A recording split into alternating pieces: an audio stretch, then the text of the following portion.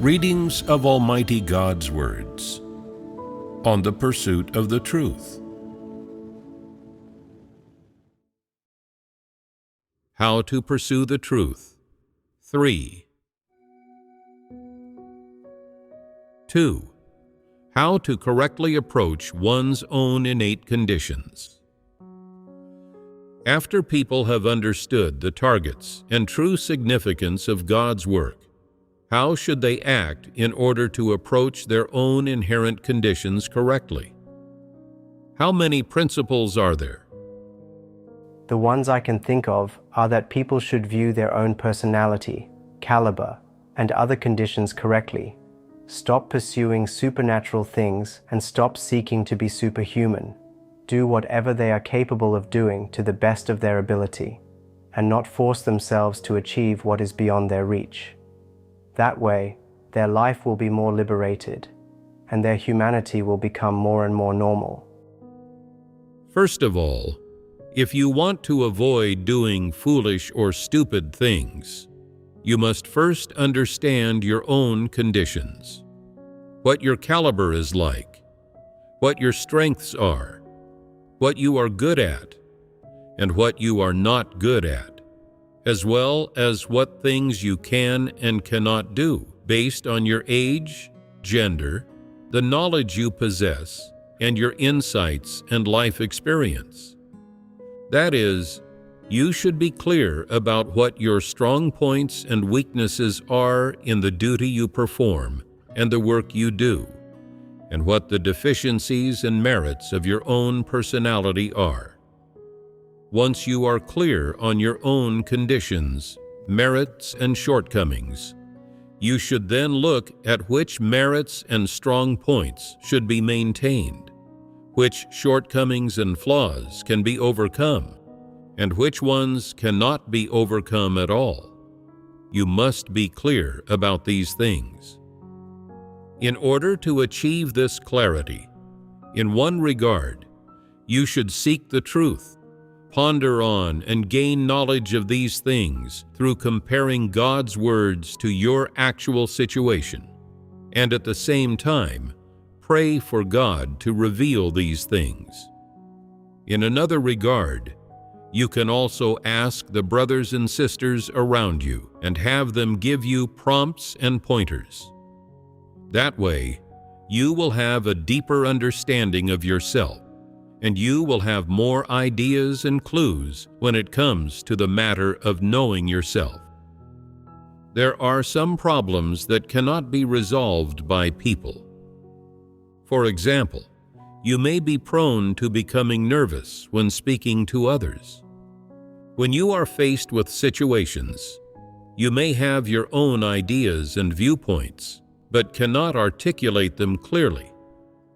You feel particularly nervous when many people are present. You speak incoherently and your mouth trembles. Some people even stutter. For others, if there are members of the opposite sex present, they are even less intelligible, simply not knowing what to say or what to do. Is this easy to overcome? At least in the short term, it's not easy for you to overcome this flaw because it's part of your innate conditions. If after several months of practicing you are still nervous, the nervousness will turn into pressure, which will negatively affect you by making you afraid to speak, meet people, attend gatherings, or give sermons, and these fears will crush you. So what should you do? You can ponder this issue and talk about it with others. See what mindset others have when they encounter this problem and how they solve it, and then you should also practice this way yourself. Let's say that during today's gathering, you are in pretty good form. You are in a cheerful mood, and what's more, you are also moved by reading God's words and feel a particular desire to express yourself. It just so happens that it is a small group gathering with only a few people. So you try fellowshipping a few words and feel pretty good about it and not nervous. In this situation, when you aren't under any pressure and haven't prepared at all, you freely express yourself very well, and everyone is really moved and edified by it. Isn't this progress?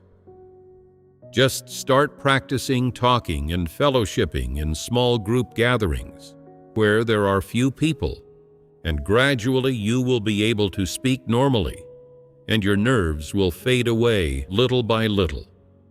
Practicing this way will achieve the best results.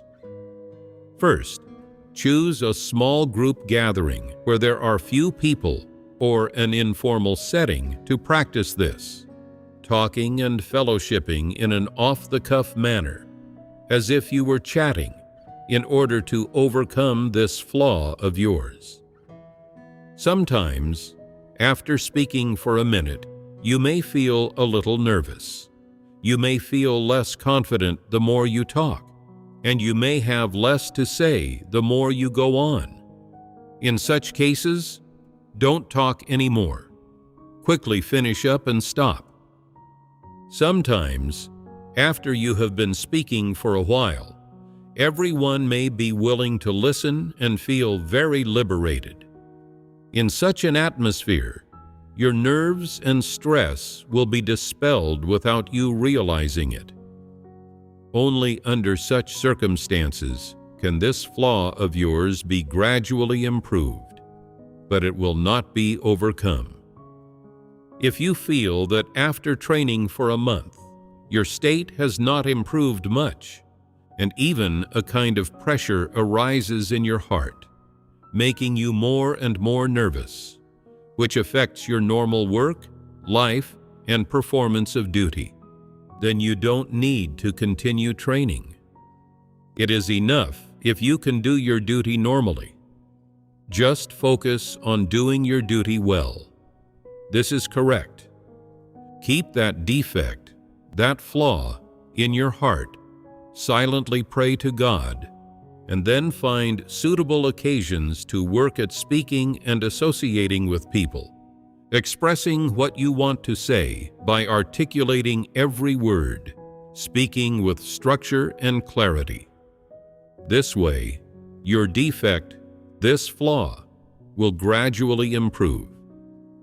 It is possible that after a year or two, you may become more mature with age and more familiar with the people around you, and their gaze, opinions, and the atmosphere created when everyone is together might no longer create pressure, bondage, or constraint for you.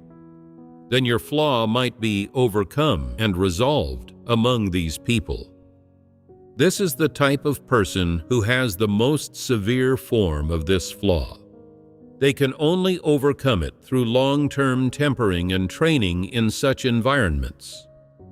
Of course, there are also people who gradually resolve this flaw in a short period of 3 to 5 months. They are not nervous when interacting and talking with others in ordinary situations, except when facing large occasions. Therefore, if you can overcome this defect, this flaw, in the short term, then do so. If it is difficult to overcome, then don't bother with it, don't struggle against it, and don't challenge yourself. Of course, if you cannot overcome it, you should not feel negative. Even if you can never overcome it in your lifetime, God will not condemn you, for this is not your corrupt disposition. Your stage fright, your nervousness and fear, these manifestations do not reflect your corrupt disposition. Whether they are innate or caused by the environment later in life, at most, they are a defect, a flaw of your humanity. If you cannot change it in the long term, or even in your lifetime, do not dwell on it, Do not let it constrain you, nor should you become negative because of it, for this is not your corrupt disposition. There is no use in trying to change it or struggle against it. If you cannot change it, then accept it, let it exist, and treat it correctly, because you can coexist with this defect, this flaw. Your having it does not affect your following God and doing your duties. As long as you can accept the truth and do your duties to the best of your abilities, you can still be saved. It does not affect your acceptance of the truth and does not affect your attaining salvation. Therefore, you should not often be constrained by a certain defect or flaw in your humanity, nor should you often become negative and discouraged, or even give up your duty and give up pursuing the truth, missing the chance to be saved for the same reason. It's totally not worth it. That is what a foolish, ignorant person would do. Some people can only reach middle notes when they sing and cannot get to the high notes no matter how much they train at it. So, what can be done about this? Just sing notes within the middle and low ranges. It's fine to just sing those notes well. If you constantly want to challenge yourself saying, "I'm good at singing middle notes.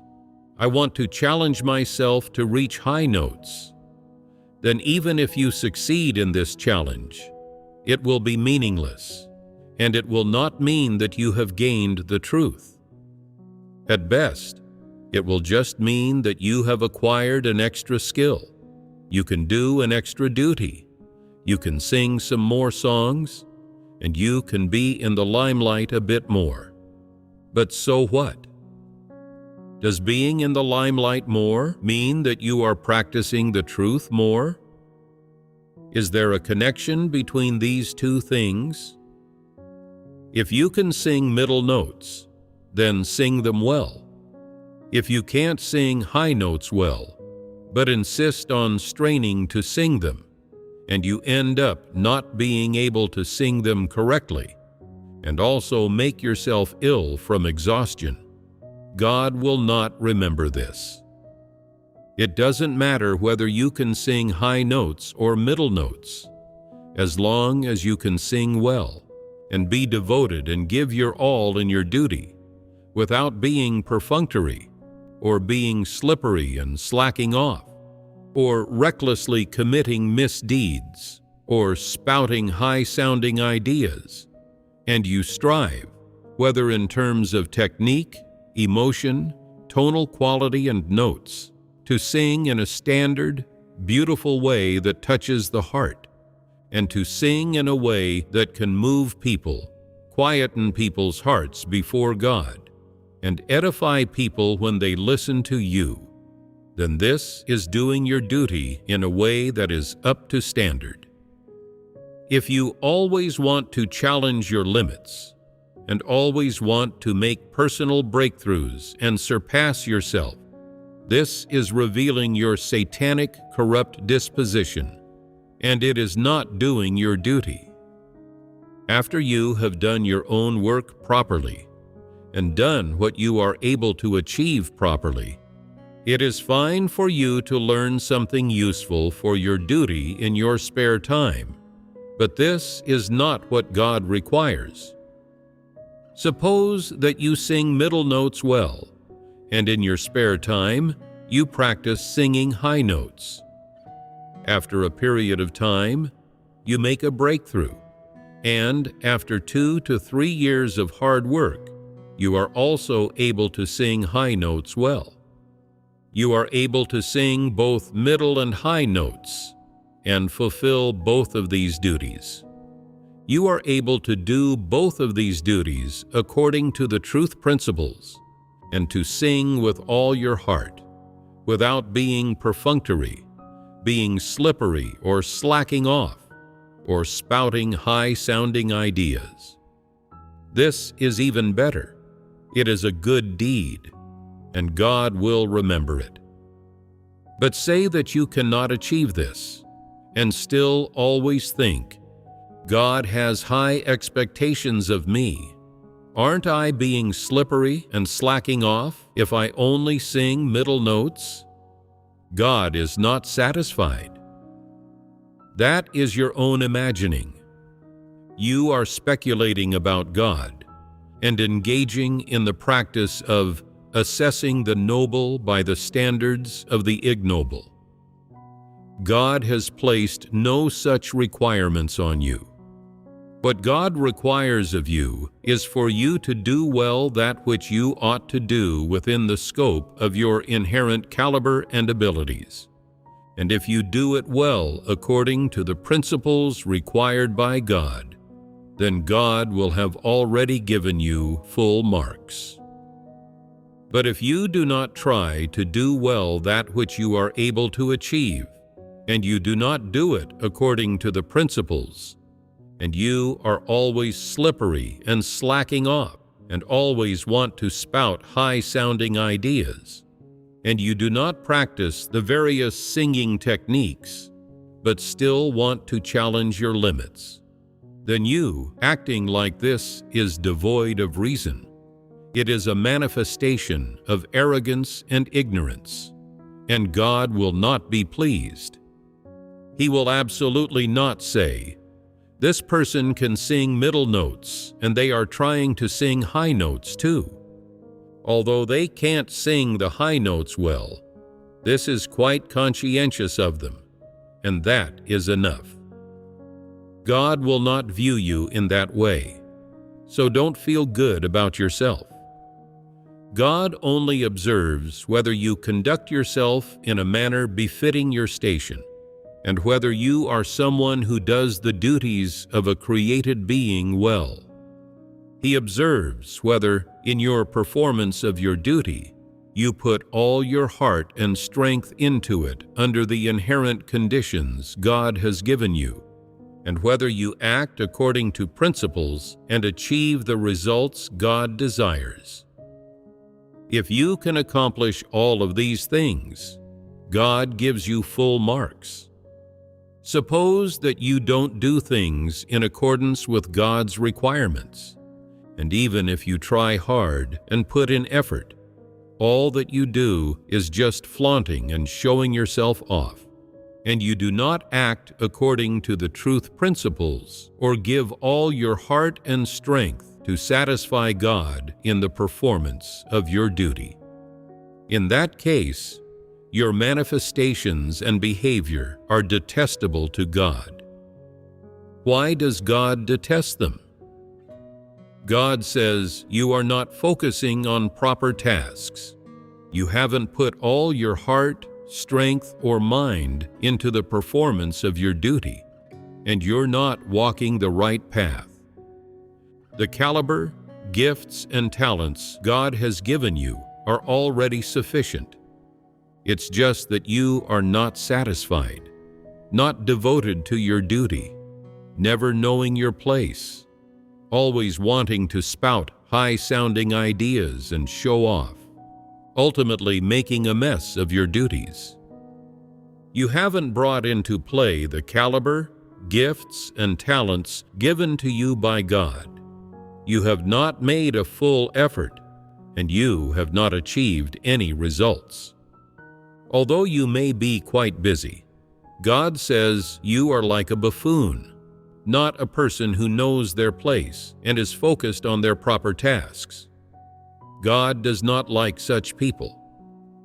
Therefore, no matter what your plans and goals are, if you ultimately don't come to do your duty according to the principles required by God with all your heart, all your mind, and all your strength, on the basis of the inherent caliber, gifts, talents, abilities, and other conditions that God has given you, then God will not remember what you have done, and you will not be doing your duty, but rather you will be doing evil. Have you understood the principle of practice for how to correctly approach your innate conditions? That is, your own conditions, merits, and shortcomings? What is the first step? First, make the absolute most of the inherent and existing gifts, abilities, and strengths that God has given you, as well as the technical or professional skills that you are able to attain and achieve, and don't hold back. If you have come to satisfy God in terms of all these things, and you feel that you can still reach greater heights, then take a look at which technical or professional skills you can improve or make a breakthrough in, within the scope of what your caliber can achieve. You can continue to learn and improve based on what you can attain with your own caliber. So, how should one practice letting go of their notions and imaginings about God's work? First of all, you have to understand what your innate conditions are, what God has given you, how you should use these things, and how to unleash their full potential and make the absolute most of them, and turn them into basic conditions, rather than obstacles, for you coming to do your duty devotedly. Understand your own strong points and let them come into play. Understand your own flaws and defects, and if you can change them within a short period of time, do so. If they are not easy to change, don't let them become stumbling blocks or obstacles in the process of doing your duty. Don't be constrained or influenced by them, and don't be fettered or bound hand and foot by them. Say, for example, that you are born with poor health and a weak constitution, and you constantly want to overcome this, and want to be able to eat, drink, and stay up late like a normal person. But God has not given you that capital. Then you should deal with each day based on your own conditions, and do things according to the principles required by God. Don't challenge yourself, and don't let your own flaws and defects become stumbling blocks and obstacles on your path of following God, doing your duty, and pursuing the truth. Don't let them become a trigger for you to be negative. And even more so, don't give up pursuing the truth or doing your duty, or feel envy and hatred toward others just because you have certain defects, flaws, and inadequacies. There should be none of this. You must approach your own defects and flaws correctly. If you cannot change them, you should allow them to exist, and then seek the truth to understand God's intentions and be able to approach them correctly and not be constrained by them. Why do you have to do that? This is the reason that normal humanity should have. If your humanity's reason is normal, you should face your defects and flaws in the correct manner. You should acknowledge and accept them. This is beneficial for you.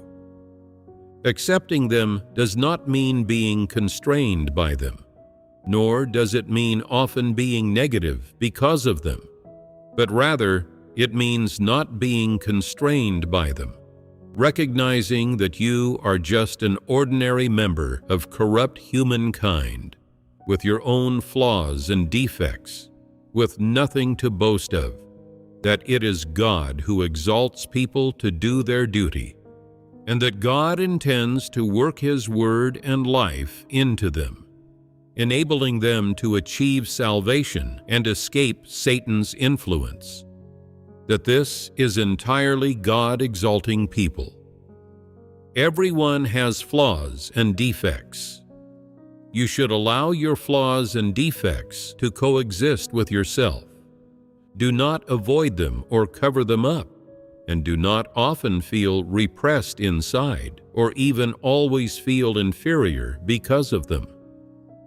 You are not inferior. If you can do your duty with all your heart, all your strength, and all your mind to the best of your ability, and you have a sincere heart, then you are as precious as gold before God. If you cannot pay a price and lack loyalty in doing your duty, then even if your innate conditions are better than those of the average person, you are not precious before God. You are not even worth a grain of sand. Have you understood? Whether it be your natural looks, your natural caliber and talents, or the defects and inadequacies of some aspect of your humanity, do not let it constrain you and affect your loyalty and submission to God. Do not let it affect your pursuit of the truth. And of course, even more so, do not let it affect the great matter of your salvation. You should approach your defects and inadequacies correctly and let them coexist with you, meaning that you should no longer try to change them, because they will not impact in the slightest your performance of your duty with all your heart, mind, and strength. And of course, they also will not affect your performance of your duty according to the principles, and even less will they affect your lifelong pursuit of the truth in your belief in God, or affect how you view people or things, and how you conduct yourself and act in the process of pursuing the truth. Of course, you shouldn't always make demands of yourself, thinking, "Don't show this flaw, don't let others see my defects, and don't let others look down their nose at me." If you do, then you will live a very tiring life. If you allow your defects and flaws to coexist with you, then allow them to exist. And even if others see your defects, this may even be beneficial to you, and also a protection, which will prevent you from becoming arrogant and conceited. Of course, for many people, it takes courage for them to reveal their own defects and flaws. Some people say, everyone reveals their own strong points and merits.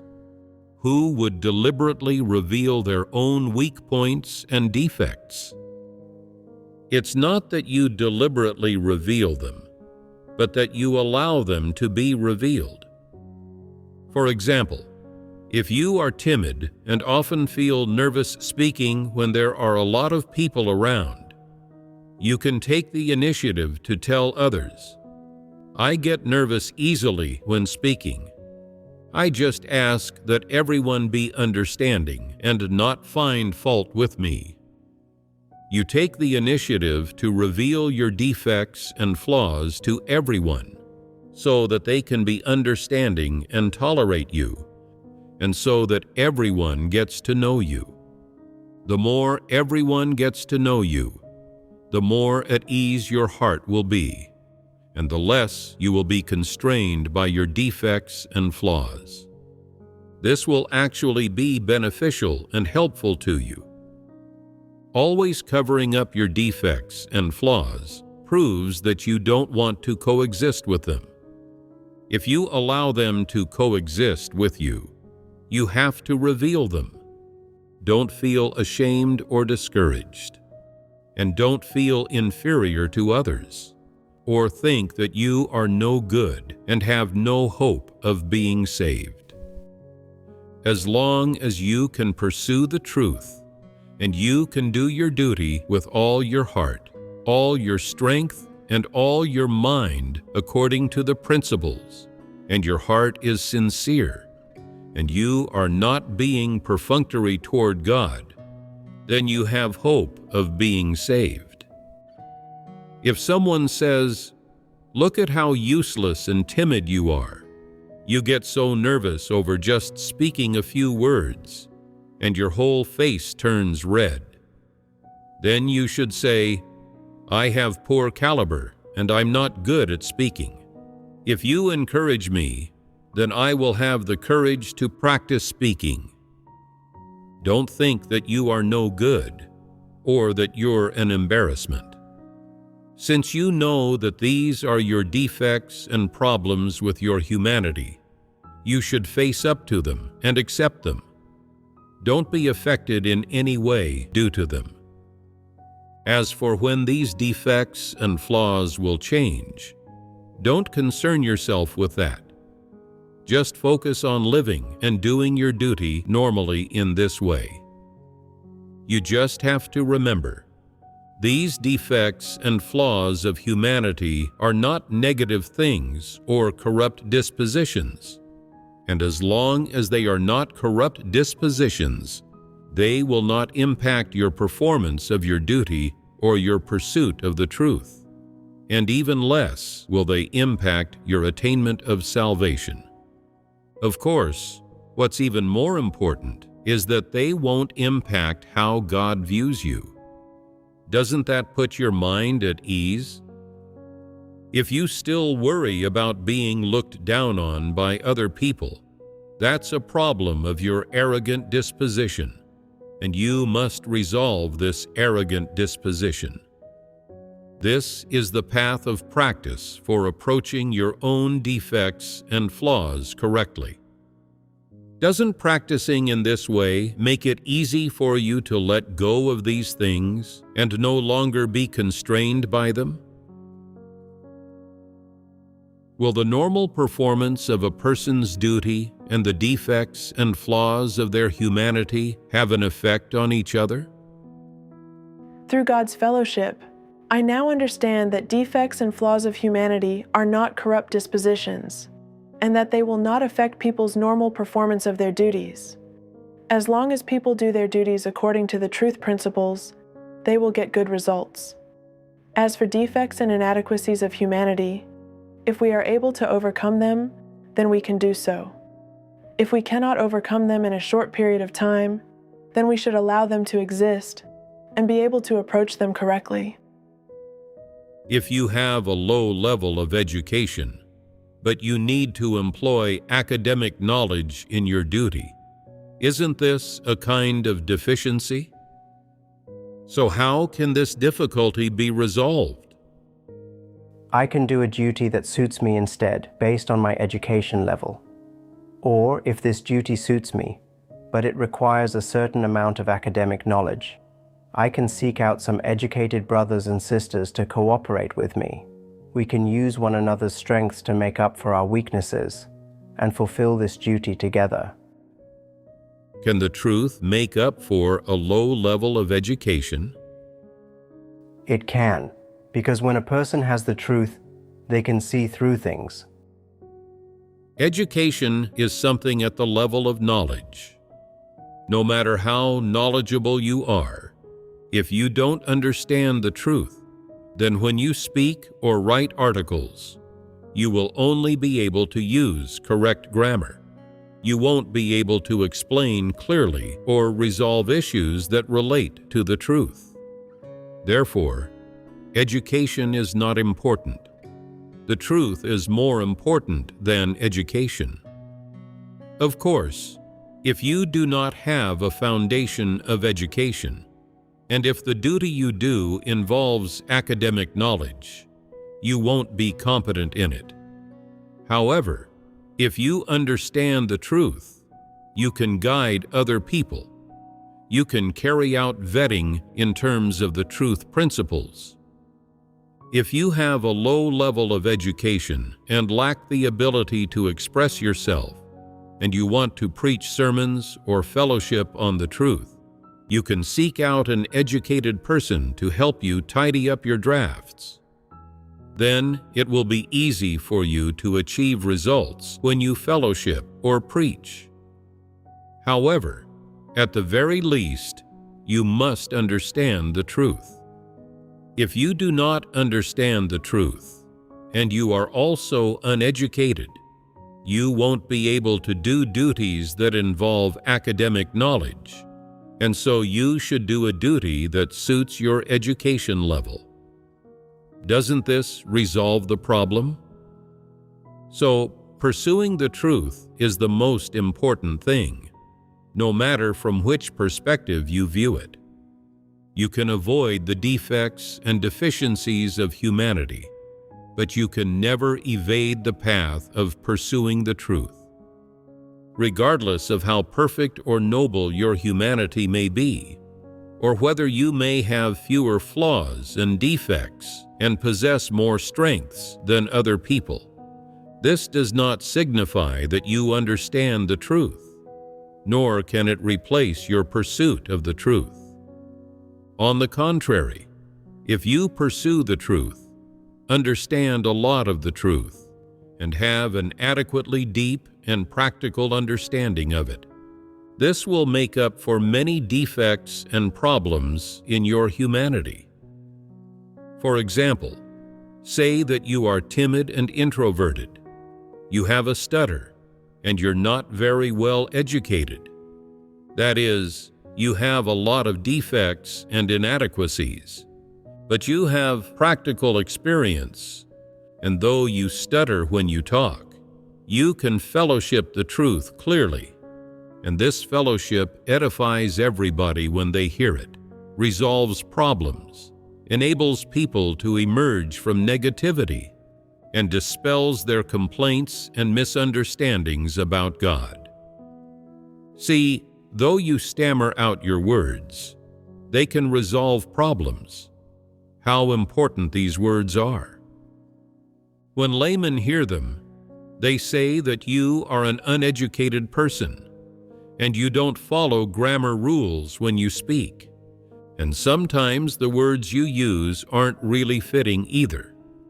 It may be that you use regional lingo or everyday language, and that your words lack the class and style of those of highly educated people who speak very eloquently.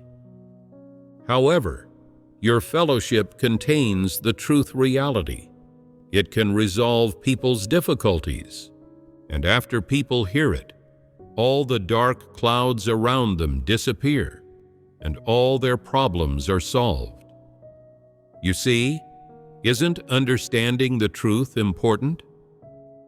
Say that you do not understand the truth, and even though you have some academic knowledge and you speak eloquently, when everyone hears you talk, they think, your words are just doctrines. There isn't the slightest bit of the truth reality in them, and they can't resolve real problems at all. So aren't these words of yours all empty? You don't understand the truth. Aren't you simply a Pharisee? Though you spoke many doctrines, the problems remain unresolved, and you think to yourself, I was speaking quite sincerely and earnestly. Why haven't you understood what I said? You spoke a whole load of doctrines, but those who were negative remain negative, and those who had misunderstandings about God still have those misunderstandings, and none of the difficulties that exist in their performance of their duties have been resolved. This means that the words you spoke were just drivel. No matter how many defects and flaws there are in your humanity, if the words you speak contain the truth reality, then your fellowship can resolve problems. If the words you speak are doctrines, and they are devoid of the slightest bit of practical knowledge, then no matter how much you talk, you will not be able to resolve people's real problems. No matter how people view you, as long as the things you say do not accord with the truth, and they cannot address people's states or resolve people's difficulties, then people will not want to listen to them. So, which is more important, the truth or people's own conditions? Pursuing the truth and understanding the truth are the most important things. So, no matter what defects you have in terms of your humanity or your innate conditions, you must not be constrained by them. Instead, you should pursue the truth and make up for your various defects by understanding the truth. And if you discover some shortcomings in yourself, you should hurry to correct them. Some people don't focus on pursuing the truth, and instead always focus on resolving the difficulties, flaws, and defects in their humanity, and rectifying the problems with their humanity. And it turns out that they put in several years of effort without getting clear results. And consequently, they feel disappointed with themselves and think that their humanity is too poor and that they're irredeemable. Isn't this very foolish?